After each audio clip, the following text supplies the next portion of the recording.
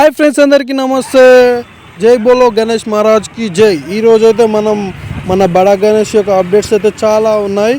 మండపం యొక్క రెడీ ఎంతవరకు అయింది, వినాయకుడు ఎంతవరకు రెడీ అయితే ఐరన్ వర్క్ రెడీ అయిందని అయితే మనమైతే ఈరోజైతే తెలుసుకోవడం జరుగుతుంది. ఇక్కడ చూస్తున్న గణేశుడి మాదిరిగానే అయితే మనకైతే బడా గణేష్ అయితే తయారైతే అవడం జరుగుతుంది. 5 తలల వినాయకుడితో అలాగే 5 సర్పాలతో అయితే మనకైతే ఇక్కడ ఉన్న విధంగా అయితే వినాయకుడిని అయితే తయారు చేయడం అయితే జరుగుతుంది. మీరు ఇక్కడ చూస్తున్నారు కదా, వినాయకుని యొక్క బేస్ అయితే కంప్లీట్ అయితే అవడం అయితే జరిగిందండి. అంతేకాకుండా వినాయకుని యొక్క మెయిన్ పోల్ కూడా ఫిక్స్ చేయడం అయితే జరిగింది. అంతేకాకుండా వినాయకునికి లిఫ్ట్ పోల్ కూడా ఇందులోనే అయితే ఫిక్స్ చేసి అయితే మనకైతే వర్క్ అయితే కంప్లీట్ అయితే అయింది. ఇప్పుడు మీరు చూస్తున్న వర్క్ అయితే వినాయకుని బ్యాక్ సైడ్ అయితే సపోర్ట్గా అయితే ఐరన్ రాడ్స్ అయితే మనకైతే వెల్డింగ్ అయితే పూర్తిగా అయితే చేయడం జరిగింది. ఆ తర్వాత మన వినాయకునికి ముందు సైడ్ అయితే తలలు కానీ పొట్ట కానీ అయితే తయారు చేయడం అయితే మనకైతే ఇప్పుడు వర్క్ అయితే స్టార్ట్ అయితే చేయడం జరుగుతుంది.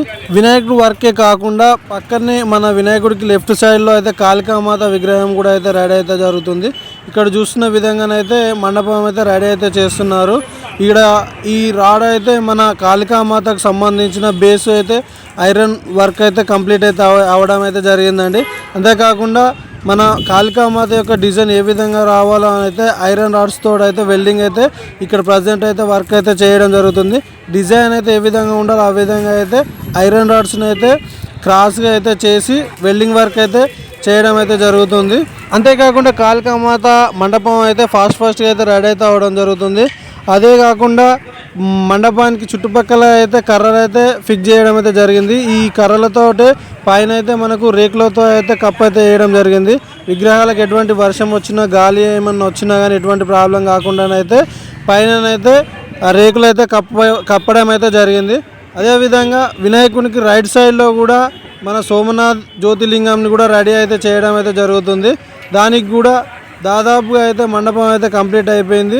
రేకులు కూడా పైన అయితే ఎటువంటి వర్షం రాకుండా ప్రాబ్లం కాకుండా అయితే మనకైతే రెడీ అయితే అవ్వడం జరిగింది.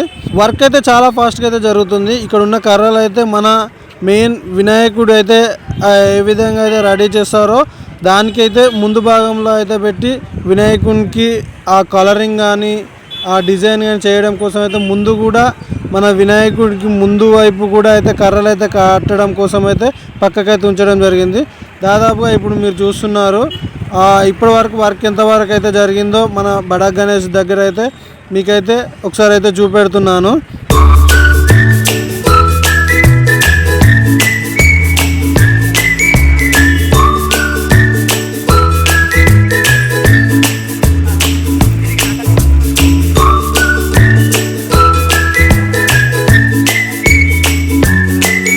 చూశారుగా ఫ్రెండ్స్, మన బడా గణేష్ వర్క్ అయితే ఎంతవరకు అయితే జరిగిందో మీకైతే చూపెట్టడం జరిగింది.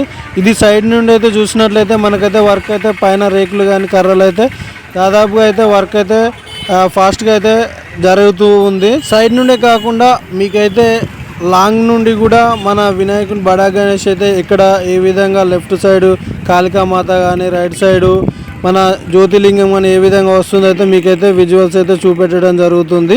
చూశారుగా ఫ్రెండ్స్, మన బడా వినాయకుడు అయితే ఎంతవరకు వర్క్ జరిగిందో. నేనైతే మళ్ళీ నెక్స్ట్ డే అయితే మళ్ళీ ఒక వీడియోతో అయితే వస్తాను.